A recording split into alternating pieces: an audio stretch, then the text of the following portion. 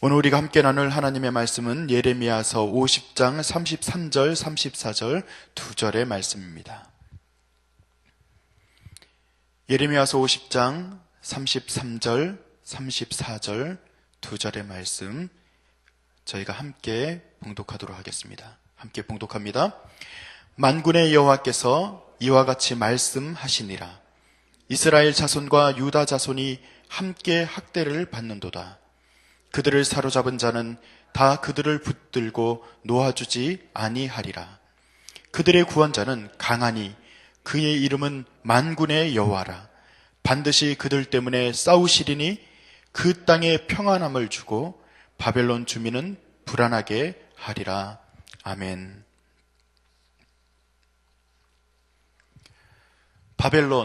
바벨론이라는 이 나라가 가지고 있는 그 교만 그리고 그 우상 숭배에 대한 이야기를 어제 하고, 오늘은 하나님께서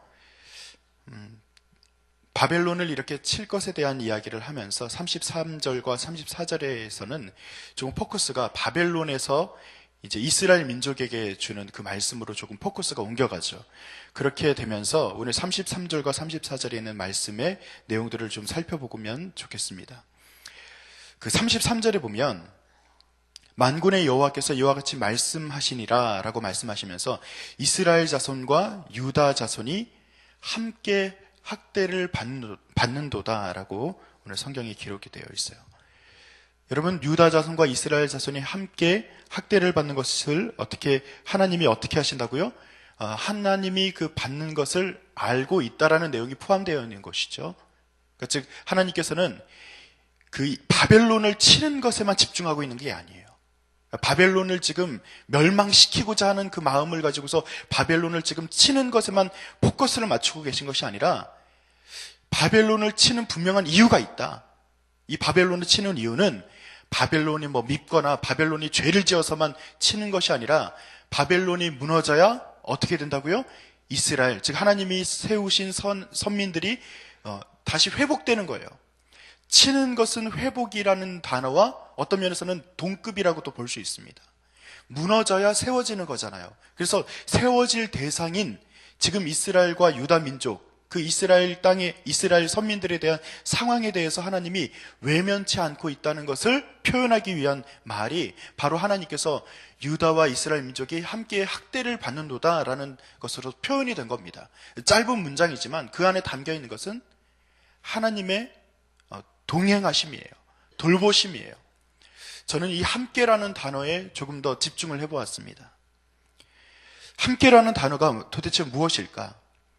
그것은 니네 그냥 그 아빠가 아이들이 있어요. 그냥 제가 비유를 간혹가다 이렇게 가정을 많이 드는데 아빠가 아이들이 있는데 애들이 지금 뭘 하냐면은 어떤 그 축구 경기를 하다가 다쳤어요. 둘 다. 이렇게 다쳐가지고 이렇게 아파하고 있어요. 그때 아빠가 와가지고 얘기를 합니다. 처음에는 이 녀석들 왜 다쳤어? 좀 속상하고 좀 안타까운 마음으로 그냥 이렇게 얘기하겠죠. 그런데 그 아빠가 어떻게 해요? 그 아이들 데리고서 병원에도 데려갑니다. 그리고 또 어떻게 해요?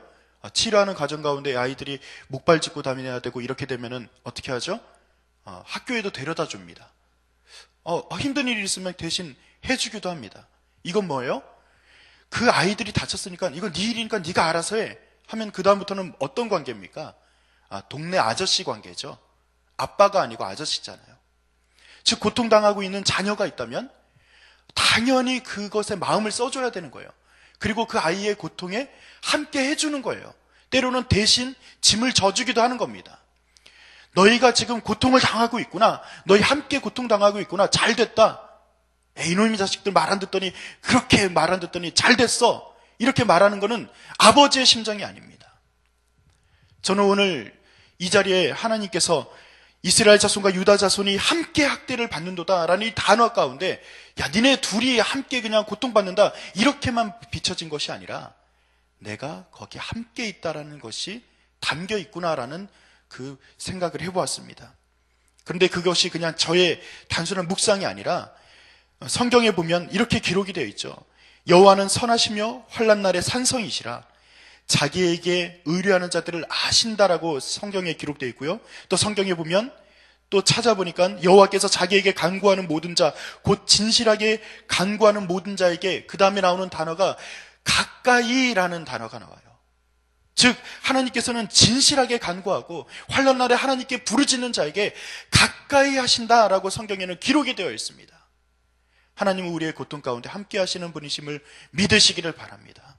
우리가 고통당하고 있을 때 이놈의 자식 잘 됐지라고 말하는 그런 옆집 아저씨가 아니라 하나님께서 우리의 짐을 대신 져주시고 우리의 아픔에 동참하시고 우리와 함께 오늘도 동행하기 위해서 우리의 손을 붙잡고 계시는 것을 여러분 믿으시기를 간절히 축원드립니다. 함께는 그렇기 때문에 하나님의 단어예요. 우리는 각기 제 길로 갔다라고 말하는 그 양이 다 각기 제 길로 갔으니 라고 성경에 기록이 되어 있잖아요. 우리는 각기 가기를 원합니다. 함께 하는 것을 원하지 않아요. 각기 다 제 갈 길로 갑니다. 여러분 양들이 잃어버렸어요. 양이 한 마리의 잃은 양에 대한 비유를 잘 알고 계시잖아요. 그 양이 어디 구덩이에 빠졌던지 아니면 절벽에 떨어졌던지 한 마리의 양이 잃어버렸다는 거죠. 그때 이제 목자가 찾아 나섭니다. 함께 하기 위해서죠. 찾아 나설 때 어떻게 찾아 나설까? 저는 좀 고민해 봤어요. 예전에도 어린 양 한 마리, 그러니까 각기 다 제 갈 길 가는, 진짜 하나님이 함께 하기를 원할 때도 우리는 진짜 다 각기 제 갈 길 가기 원하잖아요. 요즘에 흉흉한 소식들이 굉장히 많이 들리는데 이게 그냥 각기 다 제 갈 길 가는 모습의 그냥 전형들이에요. 뭐 새 모녀 살인 사건이라든지 아니면 뭐 테러라든지 이런 큰 사건부터 시작해서 우리 주변에 일어나고 있는 다른 사람들을 배려하지 않는 것, 우리가 서로 미워하는 것, 이게 다 뭐예요? 각기 제 갈 길로 가는 거예요. 근데 그때 하나님께서 어떻게 하세요? 아유, 아까 전에 말했듯이 이놈의 자식들 잘 됐지, 말 안 듣더니 다 그냥 그렇게 되는 거야, 이렇게 버려두시는 게 아니라 하나님이 그때 우리를 찾아 나서는 거예요. 찾아 나섰는데 어떻게 찾아 나서시냐면은 양 1번, 2번 양, 3번 양 이렇게 찾아 나서는 게 아니라 어떻게 찾아 나설까요? 요하나 하고 찾아 나섭니다. 제가 각기 제 갈 길로 가서 제가 지금 잘못된 지경에 있을 때 하나님께서 저의 이름을 부르십니다. 그러니까 저를 아는 거예요. 하나님께서 우리가 지금 죄악에 있든지 아니면 때로는 우리가 고통 가운데 있든지 우리가 환난 가운데 있든지 그 상황에서 우리를 버려두시는 분이 아니라 우리의 사정을 알기 때문에 우리의 이름을 부르시면서 찾고 계신다는 것을 여러분 깨닫기를 바랍니다. 내가 오늘도 하나님 각기 제 갈 길로 가면서 때로는 환난 가운데 있어요. 각기 제 갈 길로 가다가 또 때로는 죄악 가운데 있어요. 하나님 그때 나의 이름을 부르시면서 나와 함께 하자라고 주님 초대하실 때 내가 아멘하고 주님께로 달려가는 역사가 오늘 하루 가운데 있기를 간절히 축원드립니다. 그리고 이제 34절을 넘어가서 보았습니다. 함께 하길 원하시는 그 하나님께서 34절에 처음에 이렇게 말씀하시더군요. 그들의 구원자는, 함께 하길 원하시는 그 구원자는 이라는 구원자라는 단어였습니다. 자, 구원자라는 단어를 제가 원어를 찾아보니까 고엘이라는 단어더라고요. 고엘이라는 단어가 혹시 고엘 제도에 대해서 혹시 아시나요? 고엘 제도가 룻기에 보면 나오죠. 그 룻기에 보면은 잘 아는 룻과 누구요? 꼭 따라오는 이름이 있죠. 보아스. 그러니까 보아스라는 사람이 룻을 어떻게 하죠? 그 과부가 된 룻을 거두어 드립니다. 요 이제 과정을 고엘이라는 제도로서 표현을 하고 있어요. 이 고엘이 구속자, 보수자, 대신 짐을 짊어지는 자라는 뜻이 담겨져 있습니다. 이 고엘이라는 제도는 여인이 만약에 이제 혼자 살아요. 혼자 살면은 지금은 여성들이 힘이 셉니다. 얼마 전에 그 신문 기사를 보니까 요즘 그 20대 미혼 여성들에게 조사를 했어요. 결혼을 앞으로 할 겁니까? 라고 말했더니 결혼을 하겠다라는 사람이 몇 명인지 아세요? 100명이라면 50명이 안 됩니다. 49명이 결혼하겠다라고 말하고 51명이 결혼하지 않겠다라고 말해요. 세태가 많이 바뀌었습니다. 옛날에는 100이면 100 다 결혼해야 되는 거잖아요. 근데 요즘엔 바뀌었어요. 근데 그 원인 중에 하나가 요즘 여자들이 능력이 너무 좋습니다. 그러니까 돈에 대한 거죠. 그러니까 제가 뭐 세태를 탓하기 위해서 그 얘기를 한 게 아니라, 그러니까 그 당시에 이 이스라엘의 아주 고대, 그러니까 이스라엘뿐만 아니라 아주 옛날에는 여성이 혼자 살아갈 수 없는 상황이에요. 그렇기 때문에 고엘 제도가 만약에 아이가 없이 남편이 죽었어요. 그러면은 동생이나 가까운 친척이 그 여인을 거둬들여서 후사를 갖게 하는 거죠. 이게 뭐예요? 그 고엘 제도를 통해서 이 여인을 보호하는 겁니다. 보호하는 장치예요. 그래서 땅을 뺏기지 않도록 또 보호해주고 여러 가지 이제 그런 장치가 있는 것을 고엘 제도라고 해요. 그러니까 대신 짐을 짊어지는 겁니다. 근데 거기에 보면 저는 그 고엘 제도에 대해서는 제가 설명을 다 드리기는 어렵고, 뭐 사람이 가난하여 땅을 팔았을 경우는 땅값을 물어주는 것, 뭐 아니면은 여러 가지 대신해서 피살되었을 때 대신해서 원수를 갚아주는 것, 뭐 이런 내용들이 포함되어 있다 그래요. 근데 고엘 제도에 대해서 찾아보다 보니까 자격에 대한 부분이 굉장히 저는 흥미로웠습니다. 자격이 어떤 사람이어야 되냐면은 첫 번째, 혈연적으로 근족이어야 한다라는 것이 첫 번째 자격입니다. 자, 두 번째입니다. 두 번째 자격은요, 본인이 자원해야 된다라고 되어 있어요. 그리고 세 번째는요, 그만한 능력이 있어야 된다라고 되어 있습니다. 자, 오늘 34절에 표현되어 있는 구원자가 고엘이라는 단어라면 하나님이 우리를 고엘, 즉 우리를 대신해서 짐을 짊어지시는 거예요. 하나님이 우리를 대신해서 대신 원수도 갚아주시는 거예요. 근데 그 자격이 어떻다고요? 첫 번째가 뭐라고요? 근족이어야 된대요. 즉 가까운 사람이어야 되는 거예요. 여러분, 하나님과 우리는 어떤 사이예요? 자신하세요. 가까운 사이입니다. 하나님이 우리를 구속자, 내가 너희 고엘 하겠다라고 말씀하실 때 하나님의 마음에는 어떤 마음이 담겨 있는 거예요? 내가 너와 가까이 하겠다는 겁니다. 우리가 멀리 갈 뿐이지 하나님은 우리를 가깝게 여기시는 분임을 믿으시기를 바랍니다. 그래서 하나님은 가까운 분이에요. 또 두 번째 자격 요건이 뭐라고요? 그분이 자원해야 됩니다. 우리가 원하든 원하지 않던 하나님은 오늘 우리를 구원하기 위해서 자원하셨습니다. 십자가를 지실 때도 우리의 요청이 아니라 하나님이 먼저 자원해 주신 거예요. 감히 우리가 어떻게 하나님에게 그렇게 우리를 구원해달라고 할 수 있겠습니까? 우리가 죄인 된 상태에서 예수의 십자가를 어떻게 요청할 수 있겠습니까? 그러나 그분은 자원하여 우리를 구속하십니다. 그리고 세 번째 자격 요건이 뭐라고요? 그만한 능력이 있으셔야 돼요. 여러분, 하나님의 능력은 오늘 성경에 보면 그 능력에 대한 이야기를 할 때 이렇게 표현이 되어 있어요. 그의 이름은 어떻게 표현이 되고 있습니까? 만군의 여호와라고 표현되어 있어요. 이 만군의 여호와라는 이름이 딱 등장할 때는 긴장해야 됩니다. 제가 예화를 이제 가끔 들 때 여러분들 예화를 너무 기억하지 마시고, 예화는 쉽게 제가 풀기 위해서 그냥 적당한 예의를 드는 거니까 예화를 하나 더 듣게요. 손자랑 할아버지가 있어요. 할아버지가 아주 인자한 할아버지입니다. 저희 할아버지도 이제 90이 좀 넘으셔서 지금 굉장히 근데 정정하셔요. 눈도 지금 초롱초롱하셔서 안경 안 끼고 아침마다 필사를 하시고 산책을 다니시는 분이시는데, 근데 그런 인자한 할아버지를 한번 떠올려 보십시오. 수염이 이렇게 덥수룩하게 났어요. 손자가 한 2살, 3살 되는 손자가 할아버지 수염도 막 잡아당기고 할아버지 등에도 막 올라타고, 제가 그랬다고요, 옛날에. 굉장히 친근감 있는 그런 장면을 한번 떠올려 보시기 바랍니다. 할아버지가 위험이 없어서일까요? 아니요, 위험이 없는 분이 아니죠. 그런데 이 아이가 지금 누가 와서 이 아이를 괴롭히려고 해요. 근데 괴롭히려고 하는데 갑자기 할아버지가 일어나더니 갑옷을 꺼내요. 딱 입고 보니까 그분이 누구예요? 대장군입니다. 집에서 놀 때는 그냥 수염 남기고 그냥 할아버지 친근하고 이랬는데, 할아버지가 결정적으로 내가 갑옷을 입는 순간 이건 뭐예요? 내가 내 능력을 보여주겠다는 거죠. 누구를 위해서? 지금 내 자녀, 나의 가족을 위해서 내가 갑옷을 입는 거예요. 이건 뭐예요? 만군의 여호와, 이 이름을 내세우는 것은 내가 너와 가까이도 하고 내가 너와 친근하고 내가 너와 동행하고 친구같이 옆에 있지만, 그러나 잊지 말아야 될 것이 하나 있다. 나는 만군의 여호와야. 나는 실제로는 장군이야. 나는 힘이 있는 사람이야. 나는 너를 보호할 만한 능력이 있는 사람이야 라는 것을 보여주는 단어가 바로 만군의 여호와입니다. 우리가 오늘 하나님을 부릅니다. 하나님을 믿고 따릅니다. 그런데 그분은 우리와 함께 하시고 동행하시기 때문에 나처럼 연약한 분이 아니라 나를 뛰어넘는, 아니 이 땅을 만드신, 이 우주 만물을 창조하신 그런 하나님이심을 여러분 그렇게 깨닫기를 바랍니다. 그렇기 때문에 우리가 하나님 앞에 나아갈 때 우리는 두려움이 없는 거예요. 하나님, 나의 이 형편과 나의 사정을 하나님 모두 다 갚아주시고 나를 이끌어 주실 것에 대한 기대가 있는 거예요.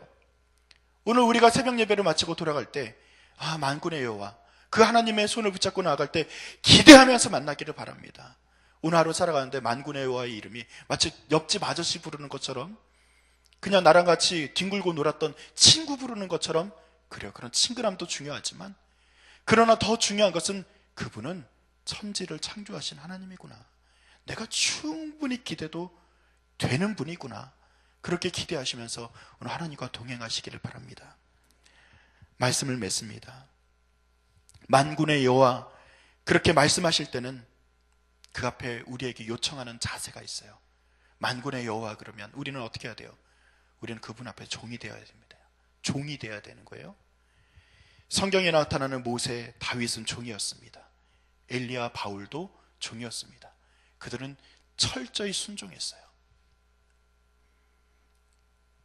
그러나 그들이 철저히 순종했던 그들의 모습을 보면서 나는 할 수 없어, 이렇게 말하는 경우가 있죠. 여러분, 시쳇말로 주의 종 그러면 누굴 말합니까? 주의 종. 대답 안 하셔도 돼요. 주의 종 그러면 앞에 있는 임요한 목사 같은 목사를 얘기하죠. 때로는 전도사, 아니면 직분 있는 사람들을 얘기하죠. 오늘 이거 발상의 전환을 하십시오. 주의 종은요, 모두입니다. 무슨 얘기인지 아시겠어요? 주의 종 그러니까 바울 같은 사람이지, 엘리야 같은 사람이지, 모세 같은 사람이지, 아니면 가까이에서는 목사 같은 분들이지. 여러분 그렇게 생각하지 마세요. 만군의 여호와, 그때 우리는 주님, 내가 주의 종입니다. 그렇게 여러분, 우리 모두가 주의 종이에요. 그렇게 주의 종으로, 하나님께서 주의 종이기 때문에 종 부리듯이 하는 게 아니라 우리는 주의 종으로 나아가지만 하나님은 우리를 안아주십니다. 우리는 주의 종으로 순종하지만 하나님은 우리를 오히려 밀어 올리세요. 그게 바로 구원자신 거예요. 우리가 오늘 주의 종으로 주 앞에 나아갈 때 하나님은 우리를 밀어 올리시고 우리를 구속해 주시고 우리를 뛰어나게 하시고, 만민 중에 뛰어난 주님께서 우리를 만민 가운데 또 일어설 수 있도록 우리를 붙들어 주시는 것을 믿으시기를 바랍니다. 그렇게 우리를 회복시키시는 만군의 여호와, 주님 앞에 종으로서 우리가 나아가지만 하나님은 우리를 마치 주인 대해 주듯이 우리를 대우해 주시는 하나님, 그 하나님과 함께 오늘도 승리하는 하루가 되시기를 간절히 축원드립니다. 기도하겠습니다. 아버지 하나님, 주님께서는 만군의 여호와이십니다. 주님 앞에 우리가 무릎 꿇고 순종하는 종의 자세로 나아가오니 우리의 순수한 이 고백을 받아 주시옵소서. 주님께서 우리를 붙들어 주시고 우리를 인도하실 것을 또한 믿사오니 주여, 오늘도 마음껏 주님 앞에 기대하며 살아갈 수 있도록 우리 축복하여 주시옵소서. 주님께서 오늘 하루를 붙들어 주실 것을 믿사오며 감사드리며 예수님의 이름으로 기도드립니다. 아멘. 오늘 공동기도문은 5번째 사역에 대한 기도입니다. 함께 저와 여러분이 교독하면서 기도하겠습니다. 성경대로 우리 사역의 지평이 온 누리를 품게 하옵소서. 위원회 사역, 교구 사역, 말씀삼 성경대학 사역을 축복하셔서 말씀과 성령의 충만으로 인격과 일상이 거룩해지게 하소서.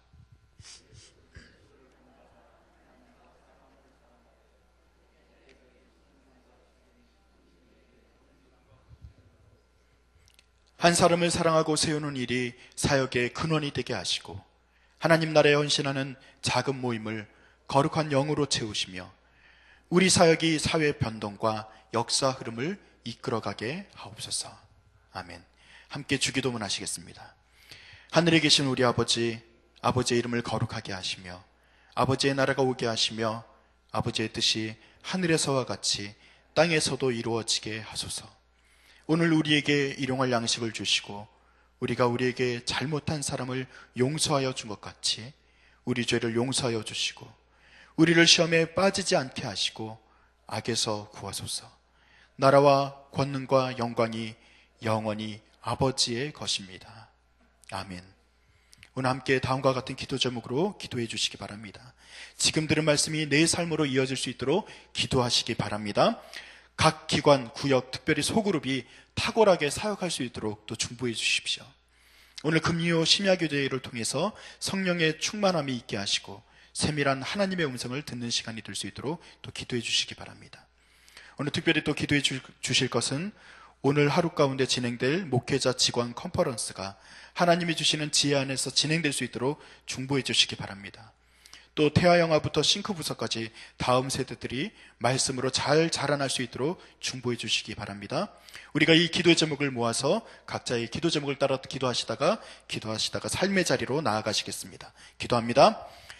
하나님 아버지 감사드립니다. 주님께서 우리를 붙드시고 인도하시는 줄 믿습니다. 하나님 그 여호와께서 나의 주가 되시고 나의 하나님이 되어주심을 감사드립니다.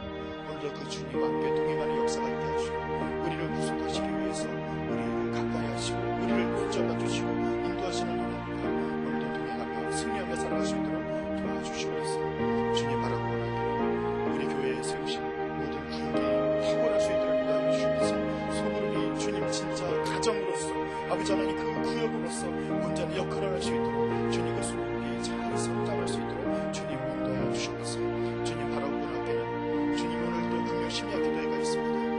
하나님 성령의 충만함이 있게 하여 주시옵소서. 세밀한 하나님의 음성을 듣는 시간이 될 수 있도록 인도하여 주시옵소서. 주님께서 우리 심야 기도회가 아버지 하나님 진짜 기도하는 시간이 될 수 있도록 인도하시고 하나님과 동행하는 귀한 헌신의 시간이 될 수 있도록 도와주시옵소서. 아버지 하나님 바라고 원하기를 오늘 진행되는 목회자 직원 컨퍼런스를 축복하여 주시옵소서. 그 시간에 하나님을 만나는 시간이 되게 하시고 하나님의 지혜로운 모든 것을 생각하며 고민하며 나눌 수 있도록 인도하여 주시옵소서. 주님께서 아버지 하나님 귀한 사역자들 가운데 아버지 하나님의 도우심과 역사하심을 나타나게 하실 줄 믿습니다. 특별히 우리 다음 세대들을 위해서 축복하니 태어나부터 신부서까지 다음 세대들이 주님 안에서 든든히 세워질 수 있도록 인도하여 주시옵소서. 아버지 하나님 말씀하옵소서. 우리가 순종하며 나아가게 하여 주여 축복하여 주시옵소서. 귀한 하나님 주님 앞에 서겠나이다. 아버지 하나님 주께서 붙잡으시고 인도하실 줄 믿습니다. 또 우리 성도들의 각자의 기도 제목을 따라 이 시간 기도하며 나아갈 때 저들의 기도가 하늘에 상달되는 기도 아버지 하나님 응답되는 기도가 될 수 있도록 인도하여 주시옵소서. 아버지 하나님과 동행하는 귀한 역사가